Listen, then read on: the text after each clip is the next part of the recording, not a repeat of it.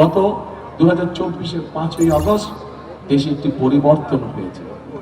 আমি মনে করি বাংলাদেশের মানুষ শুধু আজ এই জনসভায় যে হাজার হাজার মানুষ আপনারা উপস্থিত আছেন, শুধু এই মানুষগুলোই নয়, সমগ্র বাংলাদেশের মানুষ একটি পরিবর্তন চায়, ভালো পরিবর্তন চায়। ঠিক বলেছে? জি, পরিবর্তন চাই। কি পরিবর্তন চাই?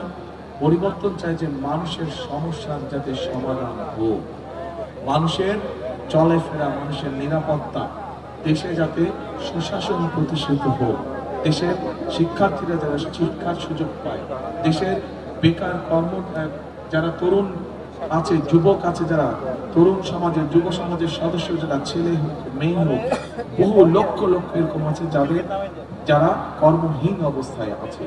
এই যে যেই কয়েকজন মানুষ এখানে আপনাদের হয়ে আপনাদের পক্ষ থেকে কথা বলে গিয়েছে, এই মানুষগুলোর মাঝে থেকে কথা বেরিয়ে এসছে যে কর্মসংস্থান দরকার, সেটা ছেলে হোক মেয়ে হোক সবার।